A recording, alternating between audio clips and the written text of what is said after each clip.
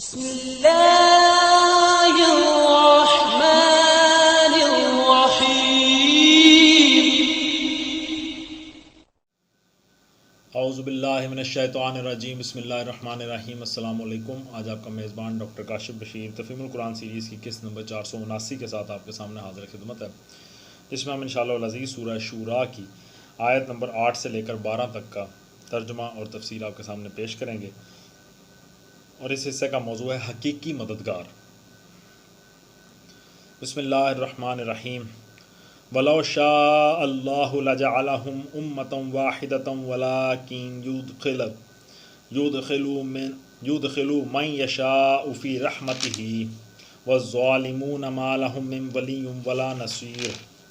ترجمہ: اگر اللہ چاہتا تو ان سب کو ایک ہی امت بنا دیتا، مگر وہ جسے چاہتا ہے اپنی رحمت میں داخل کرتا ہے، اور ظالموں کا نہ کوئی ولی ہے نہ مددگار۔ تفسیر میں آیا کہ یہ مضمون اس سلسلہ کلام میں 3 مقاصد کے لیے آیا ہے۔ اولاً، اس سے مقصود نبی پاک صلی اللہ علیہ وآلہ وسلم کو تعلیم اور تسلی دینا ہے۔ اس میں حضور صلی اللہ علیہ وآلہ وسلم کو یہ بات سمجھائی گئی ہے کہ آپ کفار مکہ کی جہالت و ضلالت اور اوپر سے ان کی ضد اور ہٹ درمی کو دیکھ دیکھ کر اس قدر زیادہ نہ کڑھیں۔ اللہ کی مرضی یہی ہے کہ انسانوں کو اختیار و انتخاب کی آزادی عطا کی جائے، پھر جو ہدایت چاہے اسے ہدایت ملے، اور جو گمراہی ہونا پسند کرے اسے جانے دیا جائے جدھر وہ جانا چاہتا ہے۔ اگر یہ اللہ کی مصلحت نہ ہوتی تو انبیاء علیہم السلام اور کتابیں بھیجنے کی حاجت ہی کیا تھی، اور اس کے لیے تو اللہ جل شانہ کا ایک تخلیقی اشارہ کافی تھا۔ سارے انسان اسی طرح مطیع فرمان ہوتے جس طرح دریا، پہاڑ، درخت، مٹی، پتھر اور سب حیوانات ہیں۔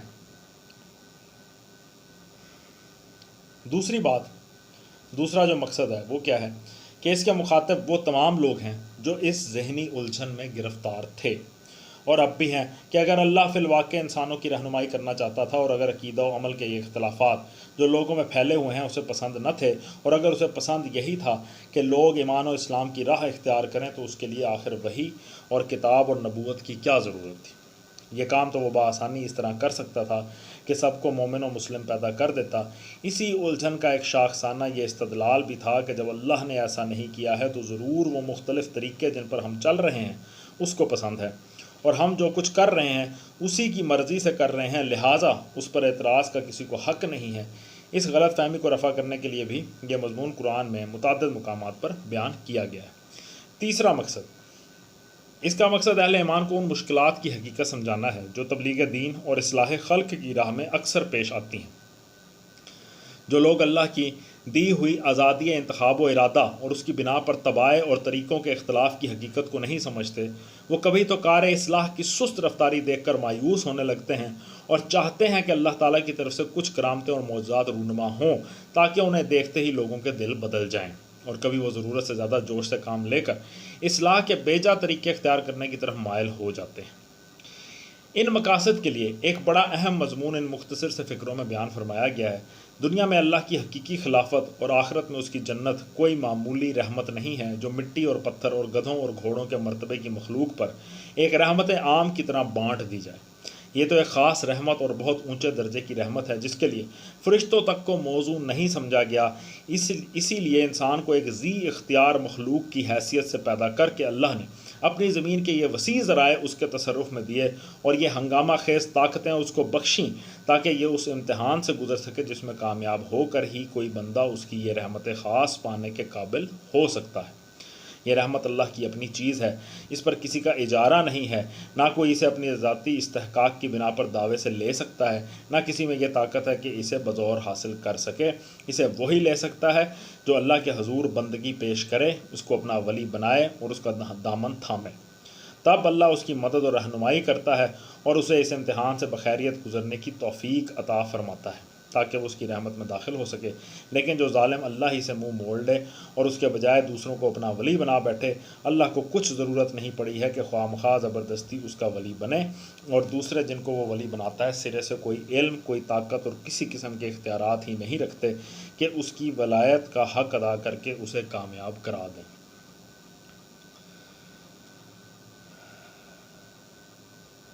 ام اتخذوا من دونه اولیاء فاللہ هو الولی وهو یحیی الموتى وهو على كل شیء قدیر۔ ترجمہ کیا یہ ایسے نادان ہیں کہ انہوں نے اسے چھوڑ کر دوسرے ولی بنا رکھے ہیں؟ ولی تو اللہ ہی ہے، وہی مردوں کو زندہ کرتا ہے اور وہ ہر چیز پر قادر ہے۔ تفسیر میں آتا ہے یعنی ولایت کوئی من سمجھوتے کی چیز نہیں ہے کہ آپ جسے چاہیں اپنا ولی بنا بیٹھیں اور وہ حقیقت میں بھی آپ کا سچا اور اصلی ولی بن جائے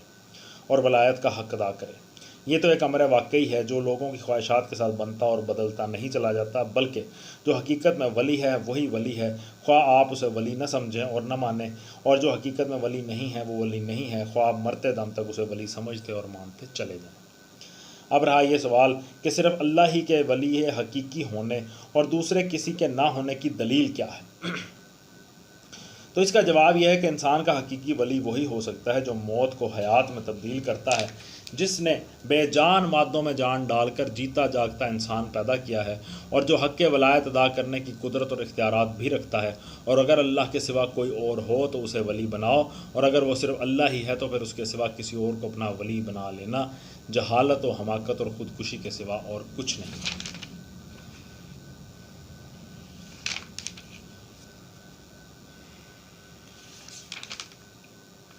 وَمَا اخْتَلَفْتُمْ فِيهِ مِنْ شَيْءٍ فَحُكْمُهُ إِلَى اللَّهِ ذَلِكُمُ اللَّهُ رَبِّي عَلَيْهِ تَوَكَّلْتُ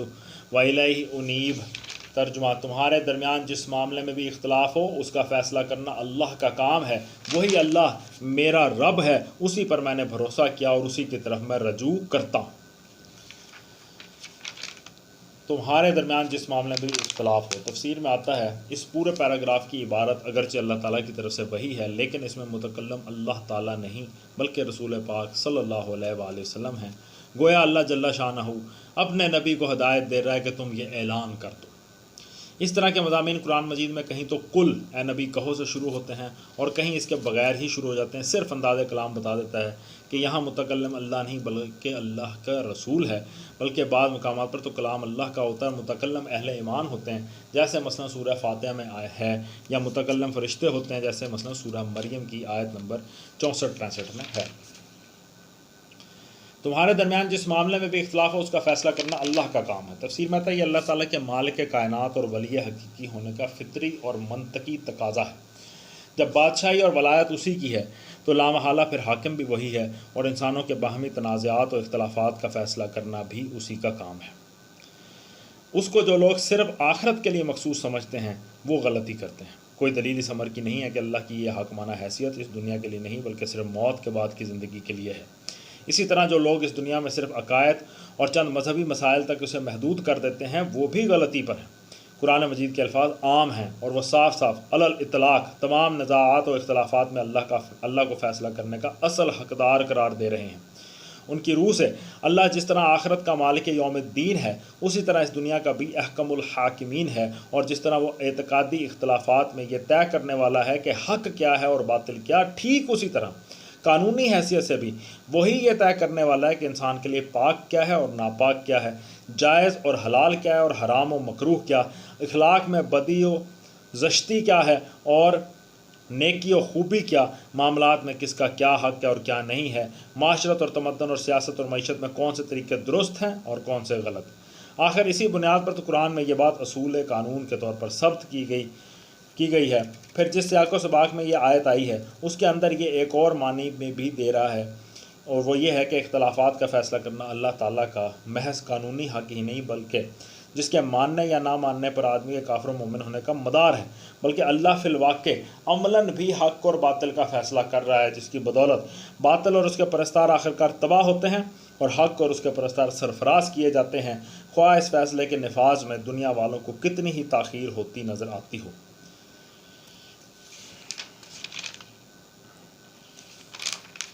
اس کے بعد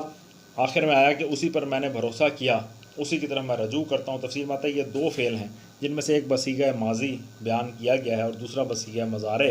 جس میں استمرار کا مفہوم پایا جاتا ہے۔ صیغہ ماضی میں فرمایا میں نے اس پر بھروسہ کیا،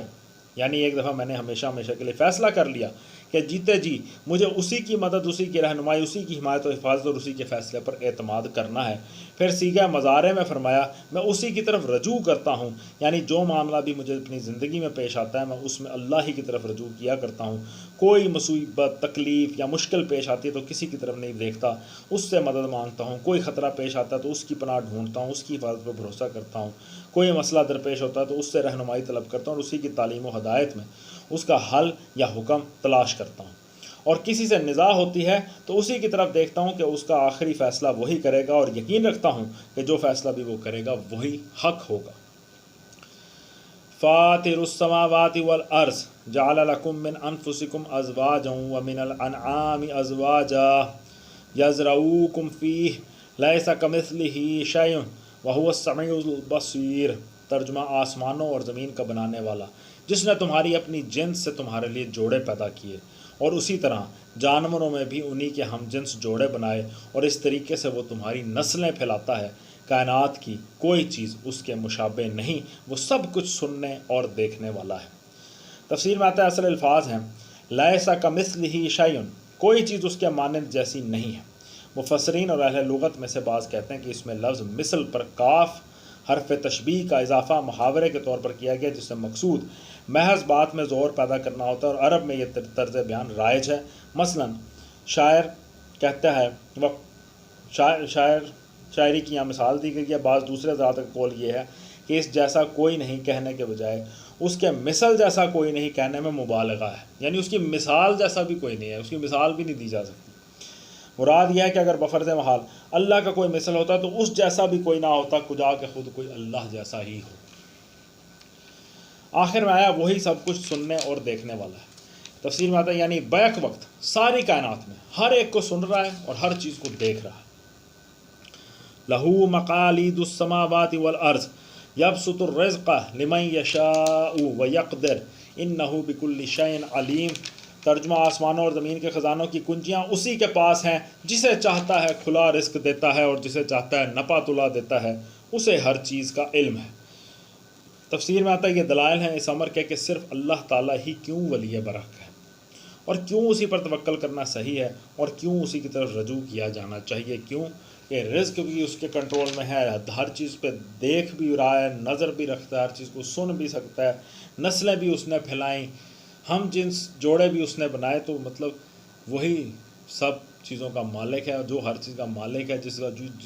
جب وہ ہر چیز پہ محیط ہے، جب ہر چیز اس کے تصرف میں ہے، تو پھر وہی ہر چیز کو کنٹرول کرنے والا ہے، اور اس کا حق ہے کہ جو بھی مانگا جائے اس سے مانگا جائے، جو مدد مانگی جائے اس سے مانگی جائے، اس لیے وہ بے شک حقیقی مددگار ہے۔ صدق اللہ العلی العظیم۔ الحمدللہ جب نے سورہ شورا کی آیت نمبر 12 تک کا